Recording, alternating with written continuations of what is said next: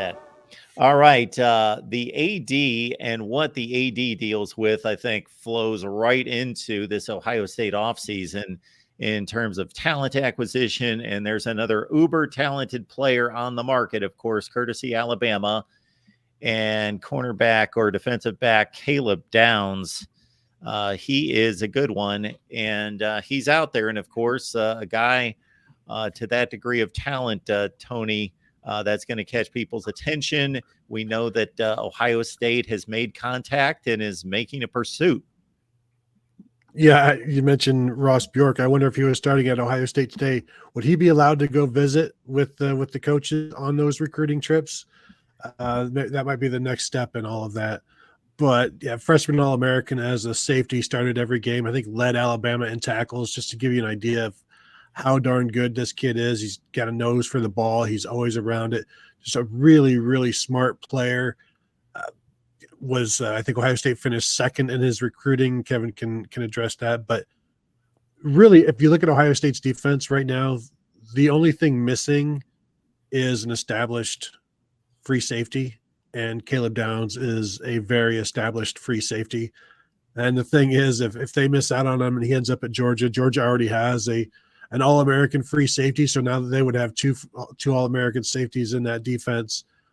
So it sounds like it's an Ohio State-Georgia thing right now, and Ohio State's collectives spent a lot of money this offseason in bringing back a bunch of juniors. I don't think the coffers are empty. The new year has hit. It might be time to get them back up because, hey, you're not going to need all of that money next year when you're not trying to bring back 10 juniors. So if you got it, use it. I am very high on Malik Hartford, so if they can't get Caleb Downs, I think Malik Hartford can step in there and start. He started 2 games this past year as a true freshman. The last true freshman to start as safety for Ohio State was Von Bell. He turned out to be pretty good as a sophomore in 2014, was an All-American in 2015. So I think they'll be okay regardless. But if you can get a Caleb Downs, you go and get a Caleb Downs. Yeah, I had a point I wanted to follow up with, and gone. I needed you to toss it to me like 3 seconds earlier before I forgot. But Caleb Downs is a tremendous player. Ohio State finished second, third. If you're not first, you're last. I heard that on a movie once. So and that's very true in recruiting. The reports are that Ohio State coaches are heading down to suburban Atlanta. Caleb lives like northeast of Atlanta, which unfortunately puts him that much closer to Athens. But there was a disconnect between the Downs family and Georgia the first time around that drove them to Alabama. It seems that some of that has been rectified at this point. But you look at I know what I was going to say. NIL giving is up right now for Ohio State. Both collectives have gone to Twitter to talk about that. The foundation actually was down for a little bit yesterday because of the traffic, the volume of traffic, and they had to actually allocate more server space or whatever because they were getting more inquiries, more, serving more pages than ever before. So it seems that people certainly are starting to get more on board. And by people, I kind of mean the $5 and $10 and $25 a month type of person versus the $1 million straight up donation guy. But I think all of this is important. I think that as of 36 hours ago, I would have said that Ohio State has a 1 in 10 shot at landing Downs. I think the fact that Day and other coaches are heading down there, they're not having the door closed in their face. I'm going to put Ohio State's chances at 1 in 3. I may be a little bit higher than some other pundits out there, but I think that everybody's saying that Ohio State certainly is not dead in this one, but has a little bit of ground to make up. And Columbus never got any closer to Atlanta. I mean, even with plates shifting and everything else, Ohio State not any closer to Atlanta. So the Buckeyes are really going to have to come in with a plan and probably a pretty good NIL number as well. Because let's just be honest, that's if somebody wants to offer me 3 million versus 1 million, I'm gonna listen to what I have to do for 3, as long as it doesn't involve pickles, and go from there. But keep an eye on that one. And I think this one, not to get ahead of ourselves, has a lot more potential of success than the other one. Caden Proctor, who probably is going back to Iowa. Yeah, the only thing I really have to add, a couple things. One, I don't know who was recruiting Downs for Ohio State, if it was Perry Eliano, who no longer works there, and Matt Guerreri is the new safeties coach. Do they have to build a rapport and a bond in 20 minutes to get him on campus, or is this more Ryan Day, Jim Knowles, even Brian Hartline, or whoever, going in there and saying, you are our guy. We have to have you to win the national championship. Come be with us and then be an NFL first-round pick a year from now. Or 2 years from now. So I'm not sure what that relationship looks like. I also read in one report that he was very close with an assistant coach, maybe Robinson, who's at Georgia, I guess. I don't have the exact names or whatever, and that may swing it for Georgia. So that one person said that Georgia is the team to beat, I guess, for him. So I'd put it at 50-50, Georgia or Ohio State. And I guess we'll just see what happens. As far as how they would deploy these guys, there's some sentiment that Styles honestly should be a linebacker. Whether he fits into the Knowles scheme as one of the 2 linebackers, I don't know. He's kind of a de facto linebacker if he's the 3rd safety lined up in the box. But, it's all semantics, how you want to call it. Linebacker, safety, just get the guy to the ground. That's all we really worry about. At the end of the year when Ransom was hurt, they played 3 corners primarily, and that wasn't such a bad look, although they didn't have a lot of success losing to Michigan and Mississippi, or not Mississippi, Missouri, without Lathan Ransom. So do they go back to that to start the new year with Igbinosun, Hancock, and Burke on the field with Styles and Ransom? Or, if Downs comes, does that displace one of the corners, or does Styles go to linebacker and you go with this just incredible secondary, in my opinion? Could possibly be. So I don't know. A lot of directions that Jim Knowles can take this. And certainly Tim Walton is going to have his 2 cents on this as well, with the back 2 and 5 is 7. So I'm interested to see where it happens. Got to get him on campus and go from there. That's all you can do. And I don't think it's going to be a chance of. He wants to make a decision in the next couple of days, and there is a bit of a timeline to it. You do have to get moving if you're going to be, there is a student part of student athlete. And I'll throw this out there too. There is some confusion on whether or not you can transfer within the SEC prior to the spring portal. Whether or not I've seen reports from the Athletic saying things one way. I've seen things from other outlets saying things kind of a little bit different. But you need to sit there. If you want to have him in for spring ball and everything else, I think Ohio State would probably need to get kind of a thumbs up, thumbs down, like immediately. So I don't know if this is something that, and again, you find ways, you adjust, you adapt, you figure out how to make things happen. But I don't know if getting him on campus is as important as if Ohio State gets the last shot at him, if Ryan Day and Tim Walton and everybody else flying down there gets a chance to make the last shot, and they have one more sleep on this, and then they make an announcement on Friday, you would hope that would bode well for Ohio State, and that we don't get back into parsing stuff out on campus visits and, this is what your locker room would look like and blah, blah, blah, blah, blah.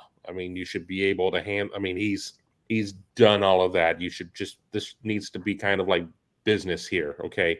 This is our plan for you. This is how we see things working out. Oh, by the way, here's our NIL offshoot or whatever. This may be the number that they're saying, but that's between you and them. So I don't know. We'll see. The I think the SEC rule is fine. It's post spring that you can't transfer from one SEC school to another SEC school and play right away. I believe that is the SEC rule that they put in. Now, lawyers could probably challenge that and be like, well, why is the SEC different? And the SEC is going to be like, well, it just means more. And the judge will have to hit this gavel and be like, case closed. The Ohio State thing, tomorrow is the last day to add classes, add a class without applying for some special dispensation or without a petition, which means there are times to add a class after that with a petition. And so I wouldn't worry about the classes, in terms of this right now. I think Ohio State would still be fine. And obviously they're still recruiting him, so they would still be fine to be able to do whatever they need to do. And, next week it's like you send in a petition, like, we would really like to get this guy into bowling. Can we get him into the bowling class? And the bowling instructor, the bowling professor, Dr. Weber, is going to be like, well, I run a really serious program here, and we can't just let people come in willy-nilly. Does he know how to keep score? And then, of course, they'll Google it and they'll find out and be like, yeah, I can keep score. And then they're like, all right, you've just qualified for this class because the first 2 weeks we spend learning how to keep score. So if you already know that, and I only use that analogy is because when I took bowling as a college senior, I couldn't keep score, and I also couldn't get to class on time, and it was a 1:30 class, and so I had to drop it because we were out too late the night before, and just impossible to get up for a 1:30 class. And the funny thing is, and I may have told this story before, the only reason we took that class is so that we could start drinking after the class because the bowling alleys on campus, the Woody, the Archie's alley or the Woody alley or whatever had a bar there. So you finish your last class of the week on Friday, and then you just start drinking. And we couldn't even get up in time to go drinking. Well, Tony and I have something in common because I took and withdrew from bowling, but I remember mine being like at 8 a.m. And it just wasn't going to happen. I took more PE classes only to withdraw from them than anybody. I tried golf. I tried a lot of things, and they all seemed to be very early and very far away from wherever I was living on campus. And I was just looking to start my day of drinking, and it never happened. I took all the officiating classes, which was great. I will note that for some reason in the 80s, Ohio State, you could pass their officiating class, but the OHSAA would not give you a license. There was some kind of disconnect between Ohio State and the OHSAA. Ohio State housed all their championships at, the OHSAA played them at Ohio State.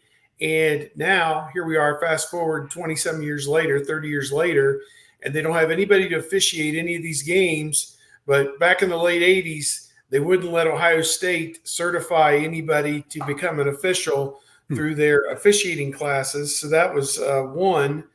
And Chris Spielman missed the football officiating final to go and accept the Lombardi Award in Houston, to which I said, I'm sure he got an A on the final, which got a good chuckle, because we all knew he was in Houston that day to get the Lombardi Award. But my son took the golf class, and he's nearly a scratch golfer. And I saw him in a tournament one time on 3 holes make an 8-footer, a 15-footer, and a 20-footer in succession putting. He's one of the best putters I've ever met. And the instructor in the golf class was trying to show him how to putt. And I'm like, this is one of the best putters in North America, and you're going to show this person how to putt. But okay, sure, why not? I took the officiating classes as well, and I actually passed both of those classes. And they were like, yeah, you have to go and do this application process and yada, yada, yada to get that. And I'm like, or I can officiate games over at Larkins Hall. And I did that for a year and got cussed at by fraternity guys and faculty and staff teams, and everything else. And I said, $15 and a popsicle are not worth this type of aggravation of getting yelled at. If I wanted that, I could just go back to the fraternity house. The 2 great stories I have, one, Larkins Hall doing the officiating.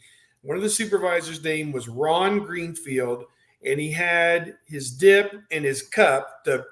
Inside the building, he's got his dip cup, to do this.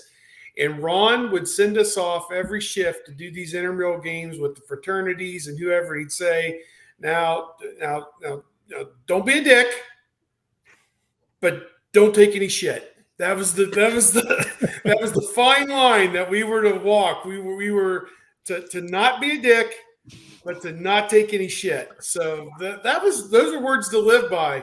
The baseball class guy's name was Lou Brown. What a perfect name to teach the baseball umpiring. Wasn't that the name of the manager in Major League years later? This guy, Lou Brown, was the guy who ran the umpiring class. And he says, if there is a close play at first base, is the runner safe or is the runner out? And everybody puts their hand in the air, says, well, if the runner gets to the base before the fielder has caught the ball, then he's safe. And all these other things. And the tie goes to the runner. And Lou Brown goes, no. You're missing the point. You're missing the point. If there's a close play at first base, is the runner safe or is the runner out? And everyone's like, no, I don't know. He goes, listen, with every out that is recorded, you are one out closer to the Budweiser. So there you go. Words to live by. So there you go. If it's a close, bam, you're out. So there you go. Yeah, it was like when I was a tennis instructor one year, and it was like about shots. It was like, when in doubt, call it out. When in doubt, call it out. Reminds me of our high school baseball coach set up buckets around the gym when we would have to practice in the gym for kids to spit their chew in. Oh my God. He'd set up buckets around, and then about 2 or 3 weeks later, he marches into the locker room with the AD, and the AD gives us this speech about chewing tobacco, and it's outlawed. It's against school regulations and rules, and the coach is standing right next to him. And then he tears into everybody about chewing tobacco. Okay. I learned it from you. Yeah, we had a guy, one of my best friends, who said something wrong to the gym teacher in like our sophomore year. And then the gym teacher's like, I'm going to need you to spit that out and go see the principal. Like the gym teacher got the last word. I know you're in my class chewing. We were outside playing softball or something, and he didn't like the gym teacher making a call against him. And he said, I'm going to need you to spit that out and go see the principal. So, yeah, he got the last word. And my buddy did not get to play the first half of the season in basketball because of it. Yeah, it sucked. All right. Like the power. Yeah. Mika has brought her wish list of recruits, and it's pretty sizable. And we also have a thumbs up, thumbs down here. Yeah, we'll just line you up, Kevin, and you can go through them. But before we get to that, this is somewhat related with Yakov, of course, taking the current and going to historical. Edric Houston, more Bruce Smith or Reggie White? I don't know if Kevin has analyzed the swim move yet. I don't do comps. Okay. Who's better, Bruce Smith or Reggie White? Wow. Can we just Reggie White is Reggie Smith was a Dodgers outfielder. Could he be Reggie Smith? Yes, he was. He was a good one. Is it? I think Reggie White is considered the best of all time. So, and Bruce Smith is like second. Yeah. So maybe Edric Houston is just himself, and he'll be the third greatest NFL defensive end of all time. Let's not put too much pressure on him and compare him to either of these guys. Let's just let him be third all by himself. I can agree with that. And Reggie White had the greatest speech to the Wisconsin legislature. I know that. A lot of truths were told that day.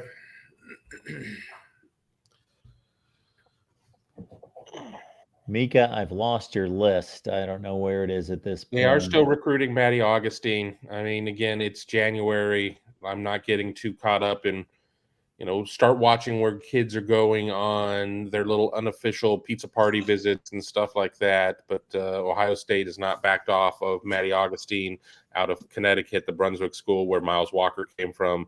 There are a couple kids out of that school that they are recruiting. That was the one name I remembered seeing Mika post. I know she also had like a laundry list of players, and yeah, I would, I'd like the lottery to hit me too. Zahir Mathis is in. London Merritt, they have a good shot at. Justin Hill, I believe they'll land. Cedric Works, they have to offer. I like Brandon Caesar. Dorian Brew supposed to make his announcement, I think, on the 24th. Ohio State is trending well there. Trey McNutt, you have to just make a decision at that position of what you're going to do there. I think they're going to land Carter Lowe. And I don't really have a great read on Quentin Simmons at this point, but I think I've touched upon everything there. What happens if David they offer Green- Quentin Simmons? When they get him, I think. David Greenshield, thank you for the contribution. Any more news on a new offensive coordinator? Well, we asked Ryan Day that yesterday. Tim May kind of ambushed him with a couple of questions about Ross Bjork, and then threw in there, is anything imminent about you naming an offensive coordinator? I mean, they have an offensive coordinator named Brian Hartline. I think if they do hire somebody, it would be termed as a co-coordinator, is how it would probably go, because they're not going to demote the guy who gives you all these shiny objects at wide receiver. And he said, when there is something that I need to let you know about, I will let you know about it. So he said, we are continuing to look at everything. So I don't know. I think the fact that he said that he didn't say anything like I don't even know what you're talking about. The fact that there's no denial is pretty clear to me that this is in the process of happening. And I think you're probably also waiting on the NFL to wrap up, if that's where the coordinator is that he's looking at. Yeah. There was a lot of smoke around Jason Candle from Toledo, but doesn't seem like that's going to happen now. So he was making $1.1 million as the coach at Toledo. The coordinators at OSU are getting $1.5 to $2 million. So it would have been a step up in pay if they had agreed on that, but maybe Toledo is going to hang on to Candle, and he's got 2 MAC titles and had a really good team this past year that didn't win the MAC, but some of that was DeQuan Finn too, who obviously is off to greener pastures somewhere else. So where did he end up? Baylor? Yeah, it sounds right. So, not sure if I would have thought by now that he'd be in a Big Ten head coach at like an Indiana or an Illinois or somewhere like that, but that hasn't materialized just yet for Jason Candle.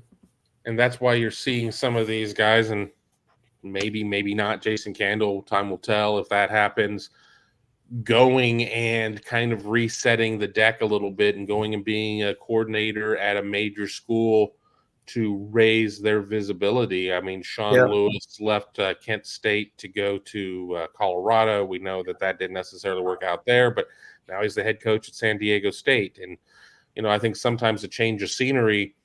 I mean, Jason Candle for a while was mentioned on a lot of those middle jobs, and I don't hear his name mentioned as much. And I'm sure his agent is probably like, yo, we might need to change things up unless you really like going to Tony Packo's all the time, which who wouldn't?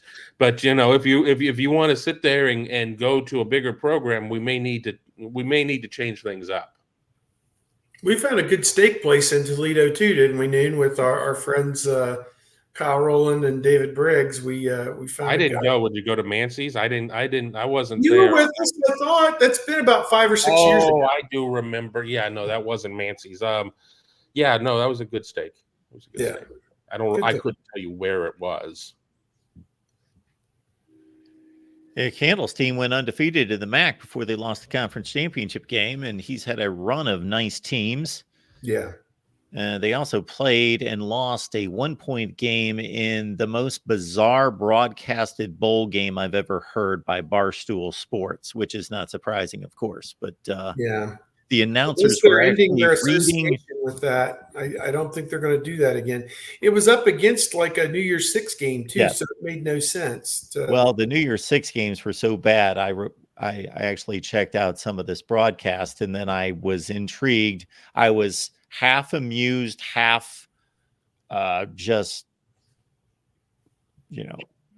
just cringeworthy material on the other half that I was taking in of this broadcast, where they were actually reading tweets throughout the broadcast of viewers who were telling them how bad they were at broadcasting the game.